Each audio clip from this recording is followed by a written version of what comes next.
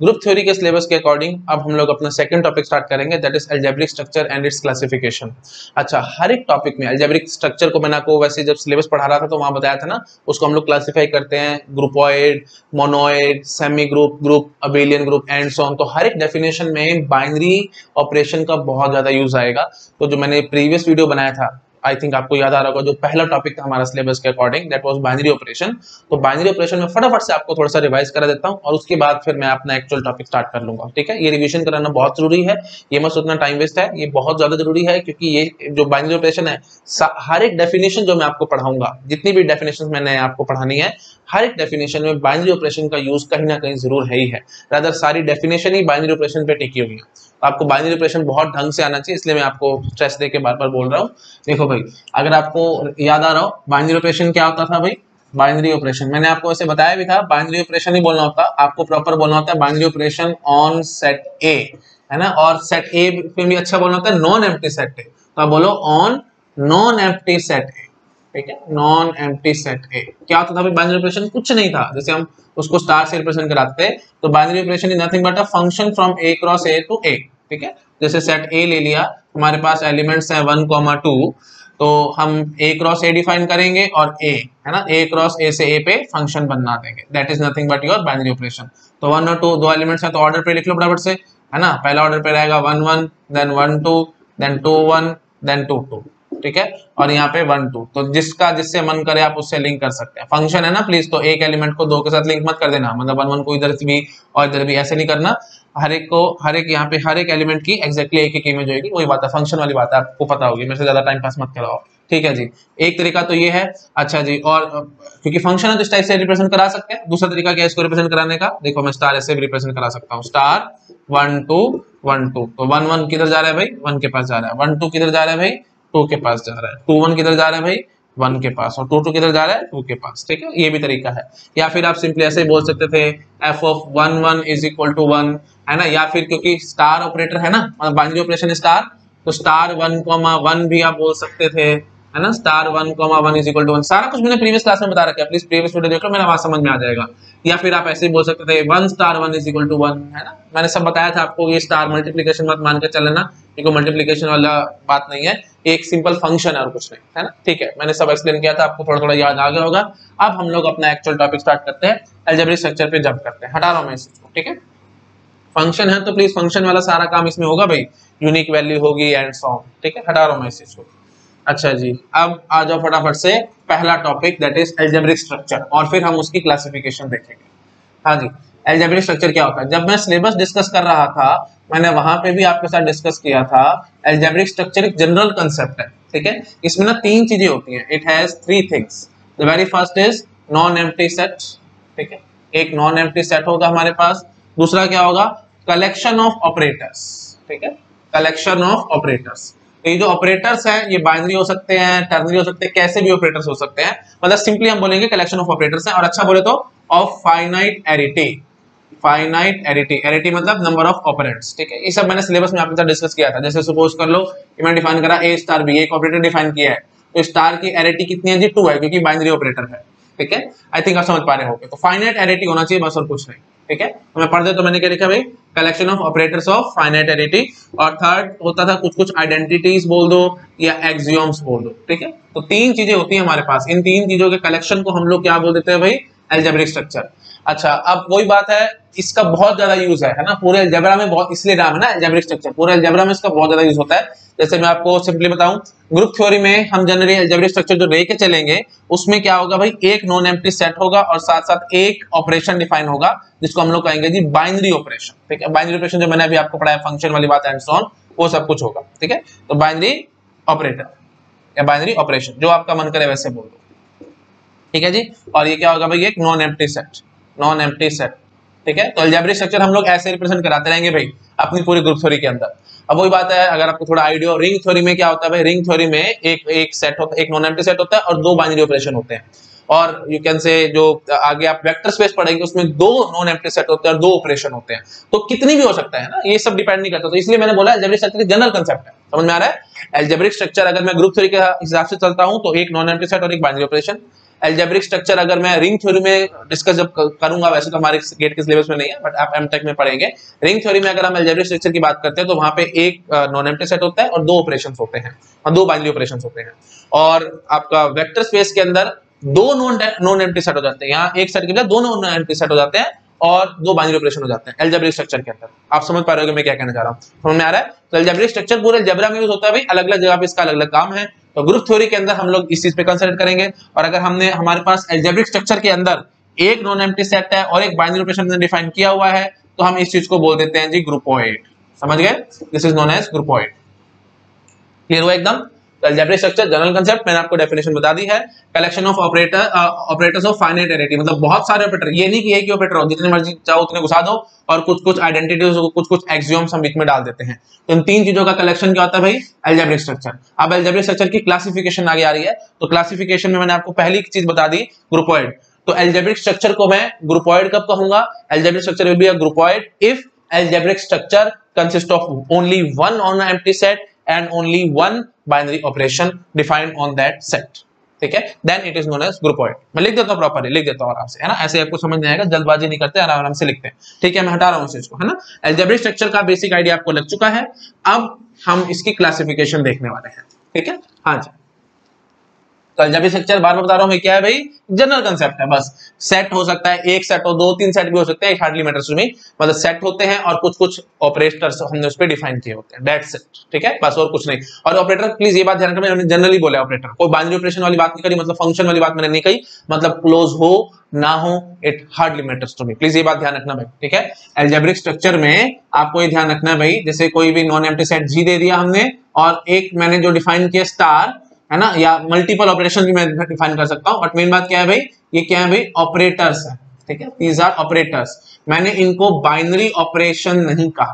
ठीक है, मैंने इनको बाइनरी ऑपरेशन या बाइनरी ऑपरेटर नहीं कहा।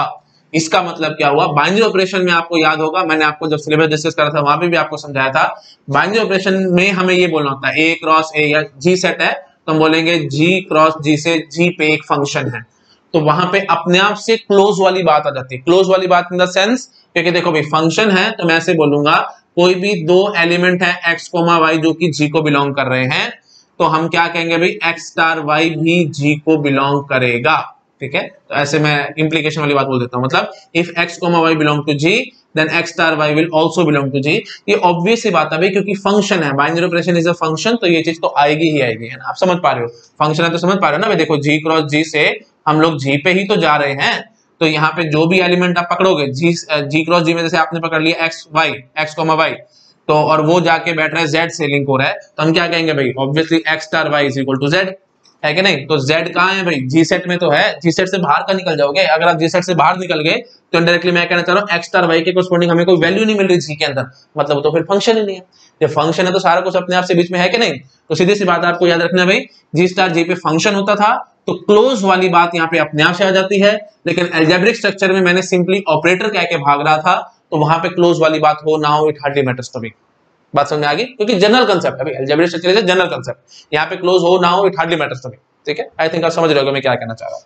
ठीक है जी, तो एल्जेब्रिक स्ट्रक्चर में तो सिंपली हमारे पास सेट एक हो, दो हो, तीन हो, कितने भी हो सकते हैं, और ये जो ऑपरेटर्स हैं कितने भी हो सकते हैं, बाइनरी हो, टर्नरी हो, है ना? मैंने बोला फाइनाइट एरिटी होनी चाहिए, बाइनरी हो, टर्नरी हो, कैसा मर्जी ऑपरेटर हो, it hardly matters to me. और कुछ कुछ हमने आइडेंटिटीज या कुछ कुछ थ्योरम्स या एक्सियोम्स हमने उस पे बना रखी होती है। ठीक है, तीन चीजों को हम लोग एल्जेब्रिक स्ट्रक्चर कह देते हैं, और ये एकदम जनरल कांसेप्ट है।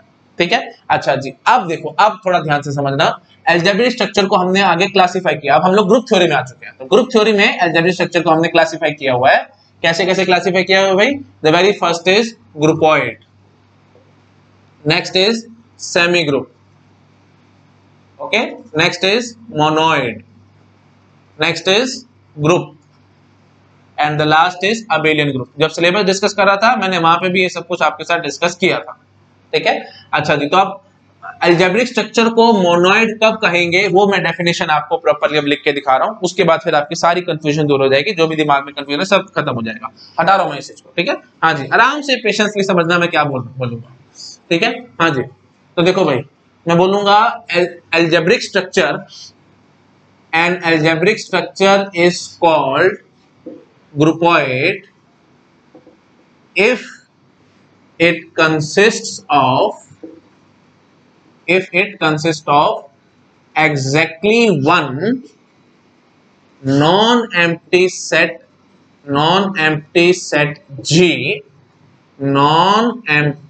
G and exactly one, बार बार ध्यान से समझो भाई, exactly one एक एक, and exactly one binary operation star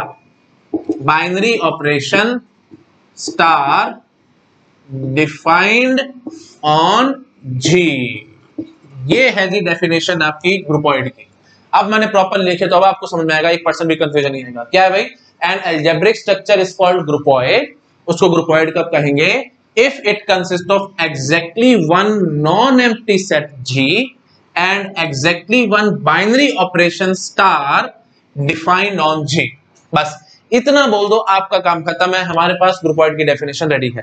तो ग्रुपॉइड कुछ नहीं कहता भाई, ग्रुपॉइड कहता है हमारे पास एक नॉन एम्प्टी सेट G होगा और एक बाइनरी ऑपरेशन स्टार हमने डिफाइन किया होगा ऑन दिस सेट G। बस बाइनरी ऑपरेशन बोलते ही हमारा काम खत्म हो चुका है। मैं आराम से बोलूंगा स्टार एग्जैक्टली क्या है भाई? एक फंक्शन है G star G cross G से G पे। बस क्लोज वाली बात अपने आप से आ गई।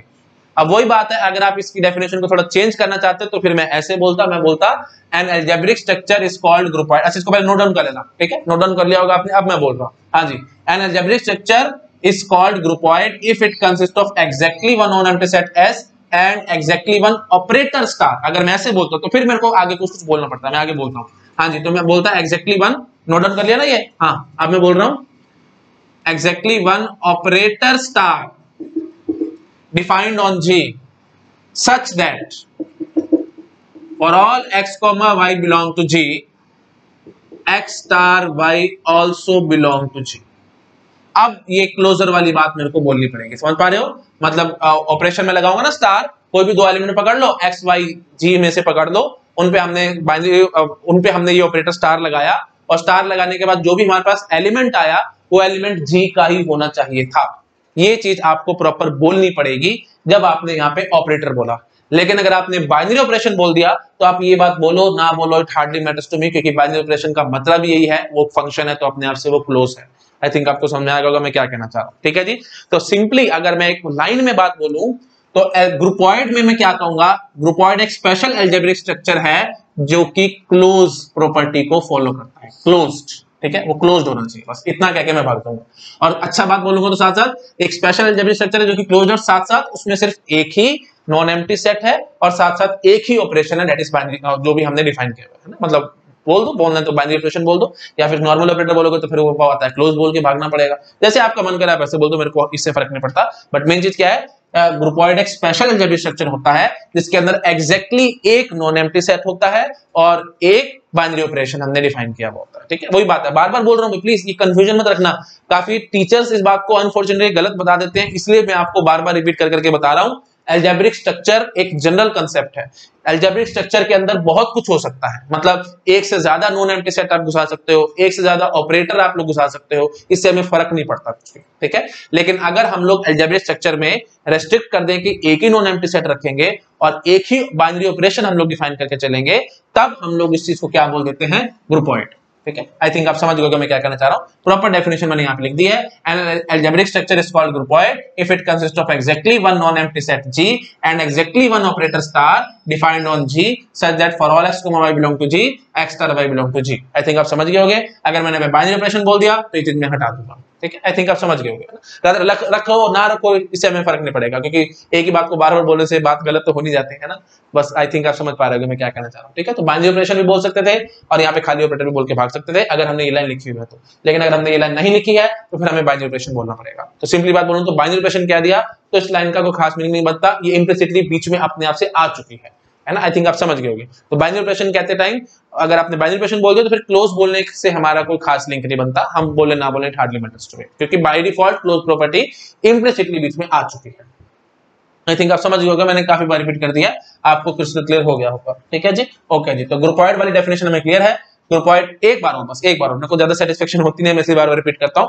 ग्रुपॉइड क्या है भाई? It is nothing but a special type of algebraic structure, ठीक है, एक स्पेशल टाइप का एल्जेब्रिक स्ट्रक्चर है जिसमें सिर्फ एक नॉन एम्प्टी सेट है और एक बाइनरी ऑपरेशन हमने डिफाइन किया हुआ है ऑन दैट सेट, बस दैट्स इट, हमारा काम खत्म। मैंने बाइनरी ऑपरेशन वर्ड यूज किया ना, हमारा काम खत्म हो गया। या फिर मैं बोल देता एक नॉन एम्प्टी सेट एस है और साथ साथ एक ऑपरेटर हमने डिफाइन करा हुआ है ऑन दैट सेट एस, और खास बात क्या है भाई, फॉर ये फिर हमें बोलना पड़ेगा for all x, y belongs to s, x star y must belong to s, ठीक है। आई थिंक समझ रहे हो, s बोलो g बोलो, it hardly matters, non empty set का तो नाम कुछ भी आप रख सकते हो, मेरे ख्याल से बेसिक सी बात है, मेरे को बोलना नहीं चाहिए, आप समझ गए होंगे, ठीक है जी, ओके चलो ठीक है, दैट्स इट। अब आई थिंक सबको अच्छे से समझ में आ गया होगा, दिमाग में घुस गई होगी डेफिनेशन। बार बार इसलिए बोल रहा हूँ क्योंकि डेफिनेशन बहुत बार बोलूंगा मैं, बहुत बार रिपीटेशन करनी पड़ेगी, क्वेश्चंस कराऊंगा तो वहां पे आपको कंफ्यूजन पैदा होगी, बेटर है कि आपको अभी समझ में आ जाए, ठीक है। चलो मैं हटा रहा हूँ इसको।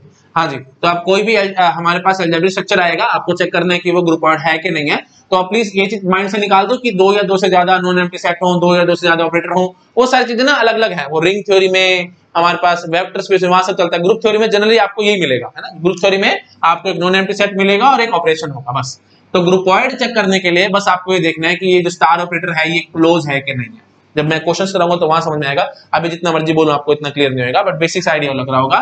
स्टार को बस आपने चेक करना है कि क्लोज है कि नहीं, अगर आपको लगता है कि वो क्लोज है तो मतलब वो ग्रुपॉइड होगा, अदरवाइज वो नहीं होगा, ठीक है। समझ पा रहे हो? जैसे सपोज को ये देखो, जैसे मैं आपको देता हूं सेट ए देता हूं, उसके अंदर एलिमेंट लेता हूं ए बी सी, ठीक है, तो मैंने स्टार ऑपरेटर, सारा कुछ तो स्टार पे डिपेंड कर रहा है और तो किसी पे डिपेंड नहीं कर रहा है ना। हाँ जी, तो ये जी मैंने सेट लिया था ए बी सी, तो मैंने डिफाइन करा ए बी सी और यहाँ बोल दिया ए बी सी, तो A B C B C A B C D. हाँ जी, तो ये क्या ग्रुपॉइड है? आप चुपचाप से बोलेंगे ग्रुपॉइड नहीं है, क्योंकि C star C is D. D कहां से आ गया भाई? क्लोज का मतलब क्या होता है? हर एक एलिमेंट यहाँ पे जो भी एंट्री करी है ना, ये टेबल के अंदर जो भी सेल्स में आपने एंट्री करी है, किसी भी एंट्री में हमारे पास ए बी सी के अलावा कुछ और नहीं आना चाहिए, लेकिन यहाँ पे डी कैसे आ गया? तो क्लोज वाली बात चली गई, तो ये ग्रुपॉइड नहीं है, ठीक है। आई थिंक आप समझ रहे हो। तो एल्जेब्रिक स्ट्रक्चर में क्या क्या भाग सकता हूं इसको? ग्रुपॉइड नहीं है, है ना, क्योंकि एल्जेब्रिक स्ट्रक्चर में मैंने क्या कहा है भाई, एक सेट जी होना चाहिए और एक ऑपरेटर होना चाहिए, बस। बाइनरी ऑपरेशन वाली बात मैंने नहीं कही, मैंने सिंपली ऑपरेटर कहा। आई थिंक आप समझ रहे हो मैं क्या कहना चाह रहा हूं। तो एल्जेब्रिक स्ट्रक्चर मे और may not be close, but groupoid must always be close. तो वहां पे ग्रुपॉइड में इस पे बहुत अच्छी रेजिस्ट्रेशन लग जाएगी, इसको हम बोलेंगे बाइनरी ऑपरेशन। बाइनरी ऑपरेशन बोलते ही क्लोज वाली बात अपने आप से आ गई।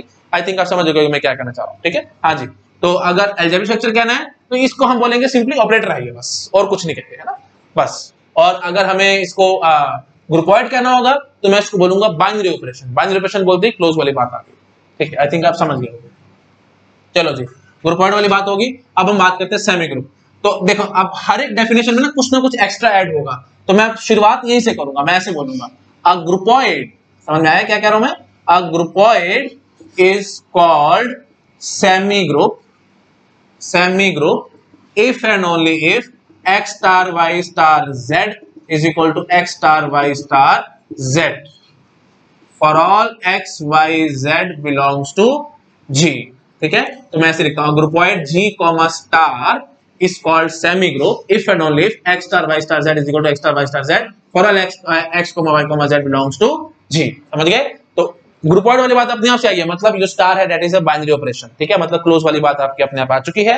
अब हमने क्या कहा, ग्रुपॉइड G comma star is called semi group if and only if, ये वही बात है, आप समझ पा रहे हो, एसोसिएटिविटी, है ना। तो बस कोई टेंशन वाली बात नहीं है। सेमी ग्रुप में आप क्या कहोगे भाई? क्लोज वाली बात तो है ही, साथ साथ आपकी एसोसिएटिविटी वाली बात आ गई, ठीक है। जगह तो बन नहीं रही, मैं अभी यहाँ लिख दूंगा, इसको रब कर लेते उसके बाद लिख देता हूँ। आई थिंक आप समझ गए मैं क्या कहने की कोशिश कर रहा हूँ। क्लियर है ना एकदम सबको? प्लीज हाँ भर दो, भी क्लियर हो गया है, नहीं तो मैं बार बार बोलता रहूंगा, टाइम पास होता रहेगा आपका, ठीक है। हाँ, आई थिंक आपको क्लियर हो गया होगा। फिर भी एक बार और, a groupoid G comma star is called semi group if and only if x star y star z is equal to x star y star z for all x comma y comma z belongs to G। I think अब अच्छे से दिमाग में बैठ गया होगा। तो कुछ भी नहीं है भाई, अब देख रहे हो, अब अगली डेफिनेशन मोनोइड में मैं बोलूंगा semi group is known as monoid. समझ पा रहे हो मैं क्या कहना चाह रहा हूं? हर जगह एक एक एक्स्ट्रा प्रॉपर्टी जुड़ रही है और कुछ नहीं। जब मैं सिलेबस डिस्कस करता हूं मैंने वहां पे भी आपको सारी चीजें बताई थी, बट स्टिल कोई बात नहीं, मैं एक बार रिपीट करता जा रहा हूं, हटा रहा हूं मैं इस चीज को। हाँ जी, तो इसमें क्या हुआ भाई, एक तो क्लोज वाली बात आई है और साथ साथ एसोसिएटिव वाली बात आई है, एसोसिएटिविटी, ठीक है जी।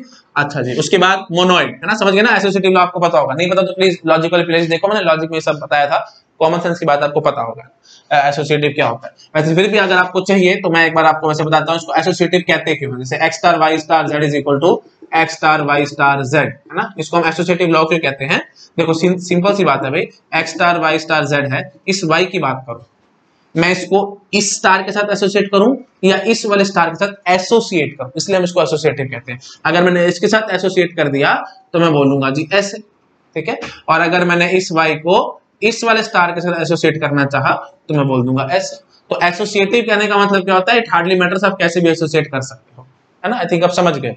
चलो ठीक है जी, आगे बढ़ता हूं मैं। नेक्स्ट है जी मोनोइड।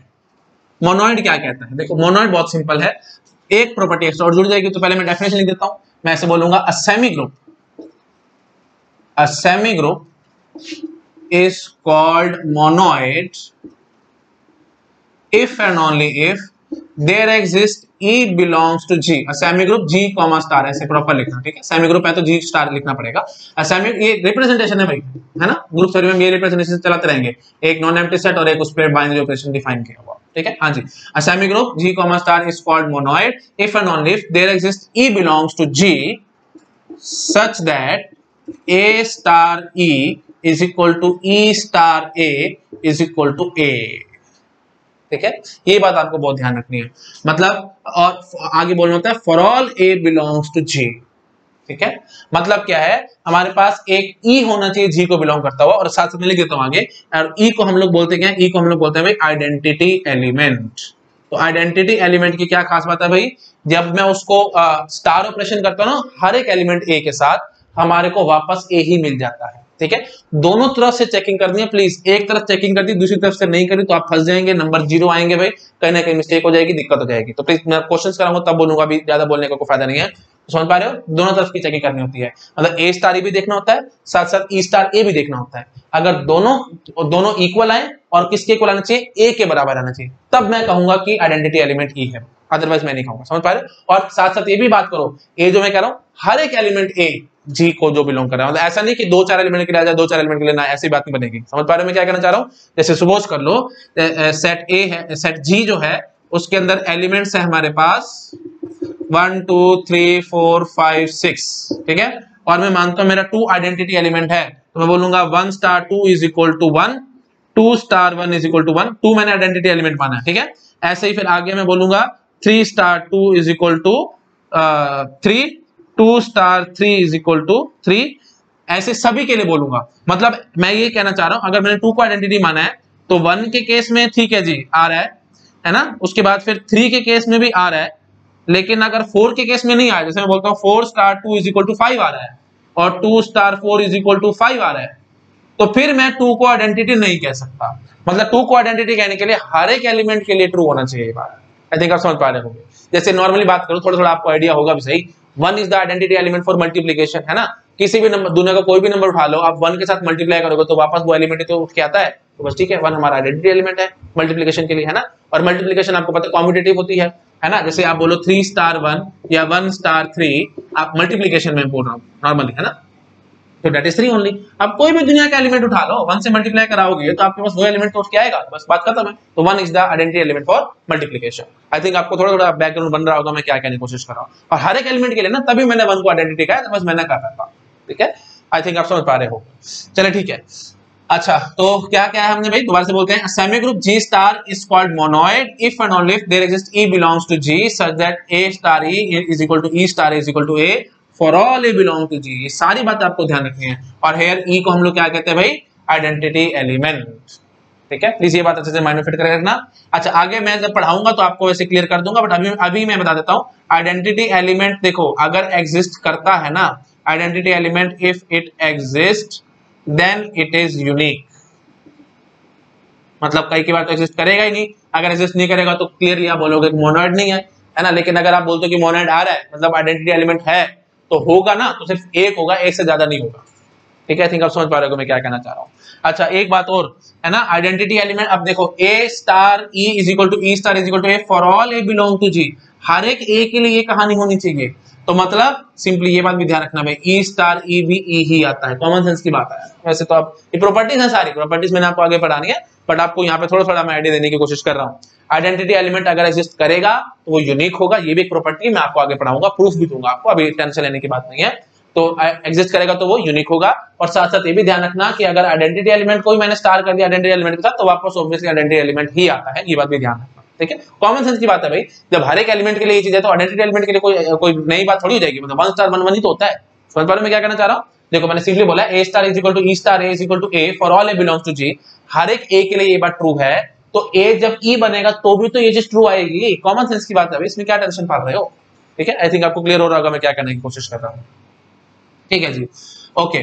तो आई थिंक काफी हद तक चीजें आपको क्लियर हो चुकी हैं, सेमी ग्रुप वाली बात भी हमें क्लियर है, तो अब हमने सॉरी मोनोइड वाली बात भी क्लियर होगी, है ना? तो क्या कहेंगे भाई, क्लोज होना चाहिए, एसोसिएटिव होना चाहिए और साथ साथ आइडेंटिटी एलिमेंट आना चाहिए। तो आइडेंटिटी एलिमेंट का आई थिंक आपको समझ में आ गया होगा मैं क्या कहने की कोशिश कर रहा हूँ। ठीक है, मेरे ख्याल से मेरे को ज्यादा रिपीट नहीं करना चाहिए, अब आपके अच्छे से माइंड में एकदम फिट हो गया होगा कि आइडेंटिटी एलिमेंट एक्जैक्टली होता क्या है। मतलब आपको कोई एक एलिमेंट ढूंढ के दिखाना है अपने सेट में से जिसको मैं किसी भी एलिमेंट के साथ स्टार ऑपरेशन लगा दूं, मेरे पास जो एलिमेंट मैंने पिक करा ना वही एज इट इज उठ के आ जाए। ठीक है, तो मतलब सेट में बहुत सारे एलिमेंट्स होंगे, आपको एक एलिमेंट मेरे को ऐसा पिक करके दिखाना है जिसको मैं स्टार ऑपरेशन करवाऊंगा हर एक एलिमेंट के साथ, और जो भी एलिमेंट के साथ मैंने स्टार ऑपरेशन कराया वही एलिमेंट एज इट इज मेरे पास बाहर मिल जाता है। तो ये चीज मैंने लिख के दिखाई है, मैंने ई पकड़, कोई एक ई मेरे को मिल गया जी में से, तो ई को मैं किसी भी ए के साथ स्टार ऑपरेशन करवाता हूं, या ई को ए, दोनों तरफ से देखना प्लीज, ए स्टार ई और ई स्टार ए, और करने के बाद हमारे पास वही एलिमेंट आ जाना चाहिए जो मैंने लिया था। आई थिंक आप समझ गए होंगे मैं क्या कहने की कोशिश कर रहा हूं। ठीक है जी,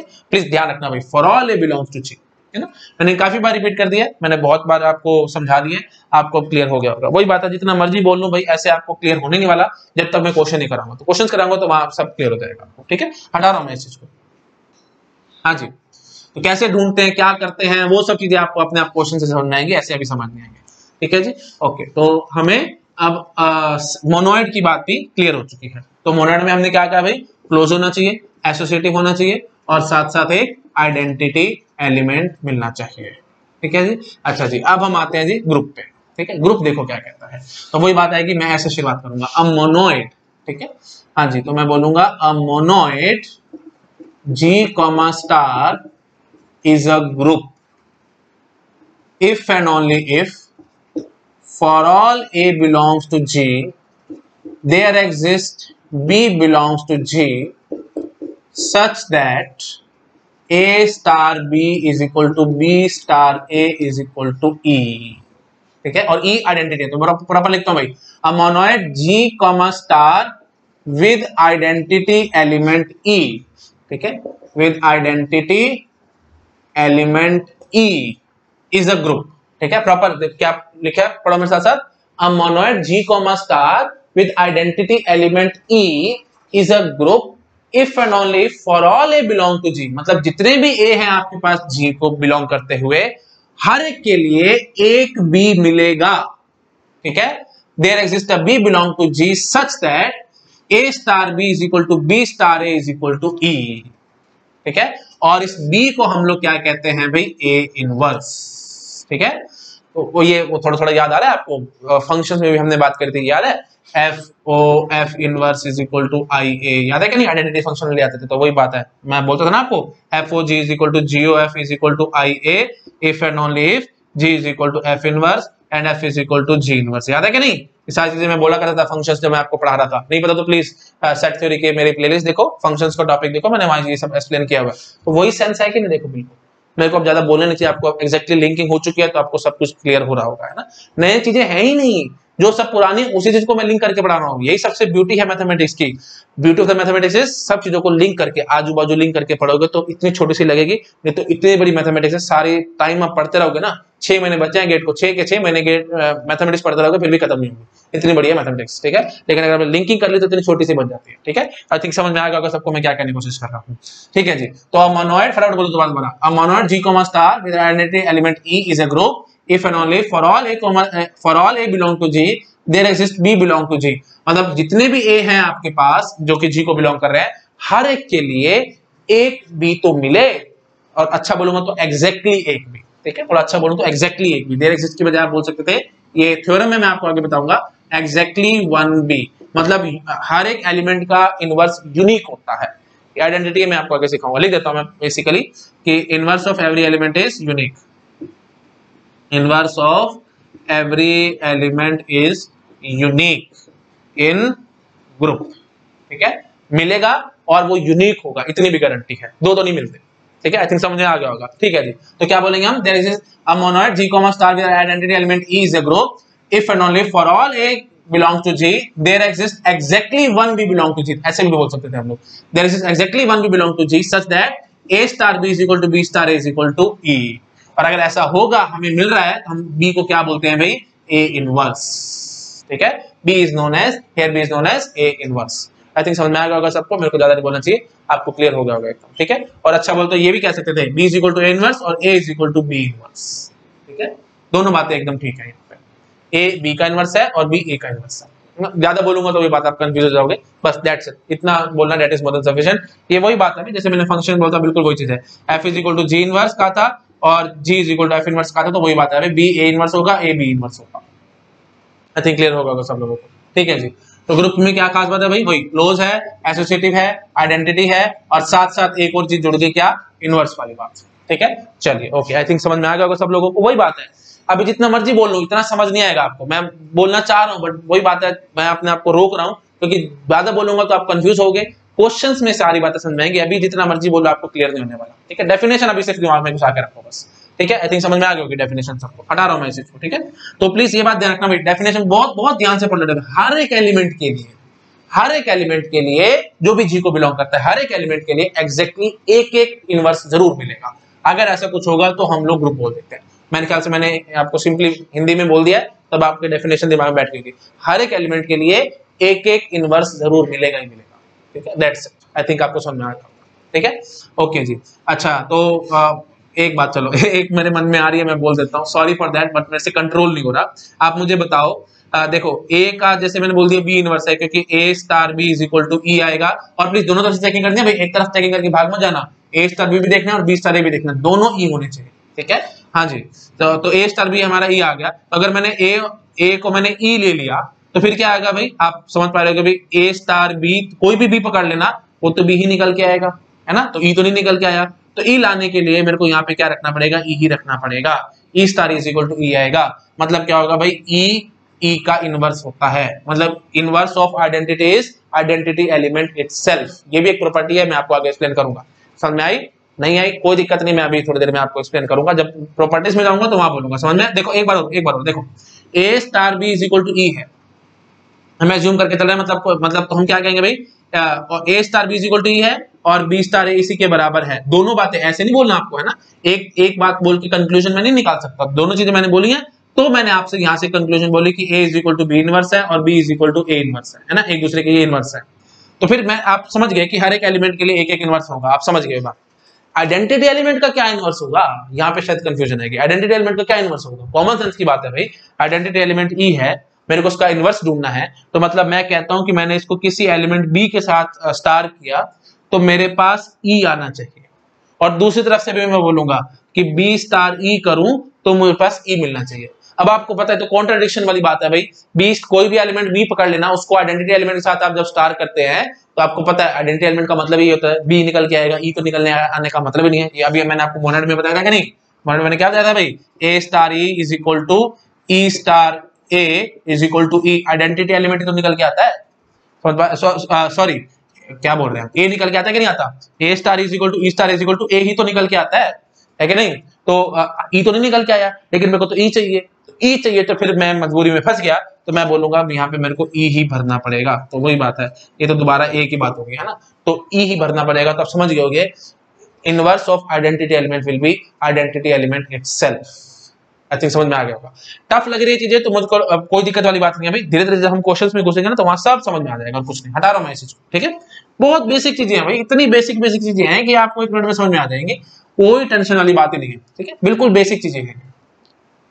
ठीक है जी, ओके, तो वही बात है ना, देखो मैंने चीजें आपको इतनी इंट्यूटिव वैसे पढ़ाई है, जब मैं प्रॉपर्टीज में घुसूंगा ना तो आपको फिर याद नहीं करनी पड़ेंगी, एकदम आपको अब याद हो चुकी हैं। मैंने इतना टाइम लगाया तो, बट ये मत सोचना टाइम वेस्ट हुआ है, इनसे अब जो प्रॉपर्टीज हैं वो आपको याद नहीं करनी पड़ेंगी, आपके दिमाग में फिट हो चुकी हैं, है ना, सबकॉन्शियस माइंड में चली गई है, क्योंकि मैंने सब प्रूफ के साथ साथ स्टार्टिंग में सब कुछ आपको क्लियर किया है। चलो ठीक है जी, आगे बढ़ते हैं हम लोग। हाँ जी, तो ग्रुप के लिए मैंने क्या कहा, क्लोज होना चाहिए, एसोसिएटिव होना चाहिए, आइडेंटिटी एलिमेंट एग्जिस्ट करना चाहिए, और साथ साथ इनवर्स भी एग्जिस्ट करना चाहिए, हर एक एलिमेंट का एक एक इनवर्स होना चाहिए। ठीक है, लास्ट बच गया अबेलियन ग्रुप। अबेलियन ग्रुप क्या कहता है भाई, वही बात है, ग्रुप ऐसे मैं लिखूंगा, a group is said to be abelian a group is said to be abelian, a group G star proper लिखता हूं, ठीक है, a group G comma star is said to be abelian if and only if A star B is equal to B star A for all A comma B belongs to G। ठीक है, समझ गए मैं क्या कहना चाह रहा हूं? मतलब जितने भी और भी G को बिलोंग करते हैं, A स्टार B और B स्टार A बराबर होना, मतलब कॉम्यूटेटिव होना चाहिए। तो सिंपल बात बोलूं एक वर्ड में, commutative group is abelian group, बस इतना कह के मैं भाग सकता हूं। हाँ जी, तो क्या कहेंगे भाई, अबेलियन ग्रुप में क्लोज होना चाहिए, एसोसिएटिव होना चाहिए, आइडेंटिटी होनी चाहिए, इनवर्स होना चाहिए, और साथ साथ कॉम्यूटेटिव प्रॉपर्टी एक्स्ट्रा हमने जोड़ दी। ठीक है, अगर कॉम्यूटेटिव प्रॉपर्टी हमने एक्स्ट्रा जोड़ दी तो क्या बन जाता है भाई, अबेलियन ग्रुप। तो सिंपली बोलेंगे commutative group is known as abelian group. I think आपको क्लियर हो गया होगा, मेरे को ज्यादा नहीं बोलना चाहिए। एक बात मेरे मन में और आ रही है, मैं आपके साथ वो भी फटाफट डिस्कस कर लेता हूं। देखो भाई, डेफिनेशंस के अकॉर्डिंग हम लोग चलते हैं, तो सबसे स्ट्रिक्ट कौन सा है भाई, सबसे स्ट्रिक्ट है जी अबेलियन ग्रुप। ठीक है, सबसे स्ट्रिक्ट है जी अबेलियन ग्रुप। अच्छा, उससे बड़ा सेट कौन सा होगा, मतलब उससे थोड़ा सा लूज कौन सा है ग्रुप, उससे थोड़ा लूज कौन सा है जी, मोनोइड, है ना, और उससे लूज कौन सा है जी, semi group, then groupoid, and this is groupoid, and then सबसे ज्यादा लूज कौन सा है जी, एल्जेब्रिक स्ट्रक्चर। ठीक है, तो ठीक आपको समझ में आ रहा होगा, मैंने बिल्कुल ठीक तरीके से वेन डायग्राम बना दिया, तो आपको क्लियर हो रहा होगा कि every abelian group is a group but every group is not abelian group. इस टाइप से फालतू फालतू क्वेश्चन आ जाते हैं, सिंपल आप समझ पा रहे होगे। Every monoid, sorry, every group is a monoid but every monoid is not a group, every monoid is a semi group but every semi group is not monoid. ठीक है, ऐसे ही every abelian group is a semi group but every semi group is not abelian group, है ना। मेरे ख्याल से basic बात है, आप समझ गए होंगे मैं क्या कहना चाह रहा हूं यहाँ पे। ठीक है जी, ओके, दैट्स इट। चलिए ठीक है, वीडियो थोड़ा सा लंबा हो रहा है, मैं इस वीडियो को इतना रखता हूं। उसके बाद नेक्स्ट वीडियो में मैं आपको क्वेश्चंस कराऊंगा जो कि बिल्कुल क्रक्स है, जो मेन बात है, जो इतना टाइम मैंने लगाया, लगभग मैंने आधा पौना घंटा लगा दिया मैंने इसे डेफिनेशन समझाने में। 4-5 डेफिनेशन ही आपको समझाने कुछ नहीं किया, लेकिन इसे आधा पौना घंटा लगाया है। बट इसका पूरा जो मेन यूज है, मैंने इतना टाइम क्यों लगाया आपको समझाएगा जब मैं क्वेश्चंस कराऊंगा। तो एक झटके में आपसे क्वेश्चन सुनाऊंगा, आपको बिल्कुल भी दिक्कत नहीं आएगी। सारा क्रक्स, जो सारा चीज छुपी है वो इन डेफिनेशन में छुपी है भाई। डेफिनेशन अगर आपको समझ आ चुकी है तो क्वेश्चंस करने में आपको बिल्कुल भी दिक्कत नहीं आएगी, बिलीव मी। मैं सिर्फ आपको अप्रोच सिखाऊंगा, अप्रोच सिखाते आपको सब कुछ क्लियर हो जाएगा। मैं आपको बार बार बताता हूं भाई, मैंने अभी इस वीडियो में आपको ये समझा दिया थ्योरी। अब इस थ्योरी से जितने चाहो उतने क्वेश्चन निकालूं, आपको दिक्कत नहीं आएगी, आप बड़े आराम से उन क्वेश्चंस को अटेम्प्ट कर लेंगे। नेक्स्ट वीडियो में मैं सारे क्वेश्चंस लिख लूंगा और एक एक करके उन सबको एक्सप्लेन कर दूंगा। ठीक है, okay, thank you so much.